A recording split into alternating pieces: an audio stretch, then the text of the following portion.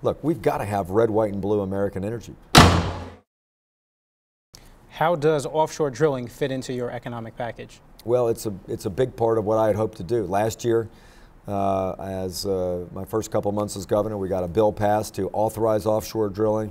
We specifically dedicated 80% of the revenues to transportation infrastructure.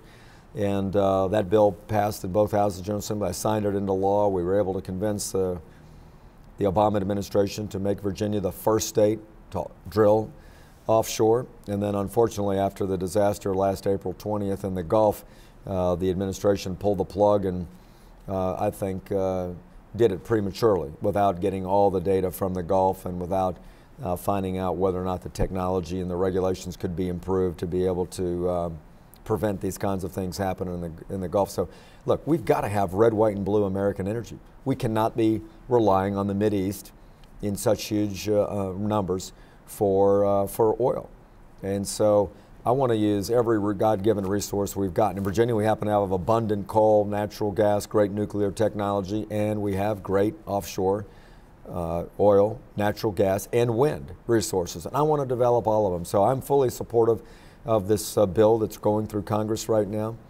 Just passed out of committee with a bipartisan vote to essentially trump the Obama administration and allow us to drill offshore. Here's what's crazy about it.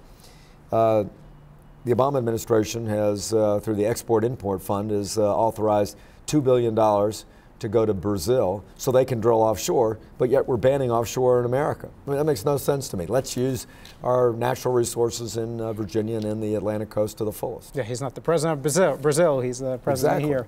Now, you had announced that March revenue collections increased by 12.4% over the prior year. Is the growth occurring in new businesses, old businesses, public versus private sector? Where's the growth occurring? The good news is it's pretty much across the board. The numbers over the last 5 months now have averaged from 9 to 16% revenue growth, March being 12. And we're real excited about that because here's where the growth is coming. One is in sales tax revenues. And this is with no tax increases. This is just economic activity. Sales tax, which means consumer confidence is up because people are buying things again and paying sales tax. But the other big one is income tax withholding, which means people are working.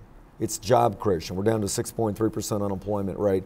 And we're seeing it in large businesses like Northrop Grumman moving to Virginia and expanding their opportunities, like Microsoft building their state-of-the-art data center now, and very small businesses that are expanding their opportunities in everything from tourism to wine to furniture manufacturing to packaging.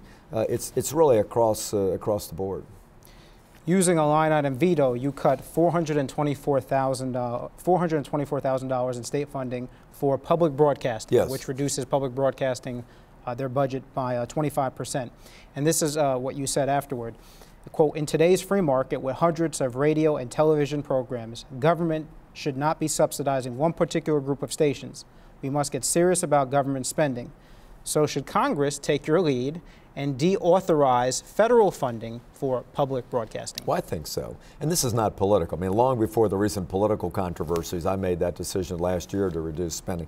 In fact, what I've tried to do is phase public broadcasting funding out over 2 years as a responsible way.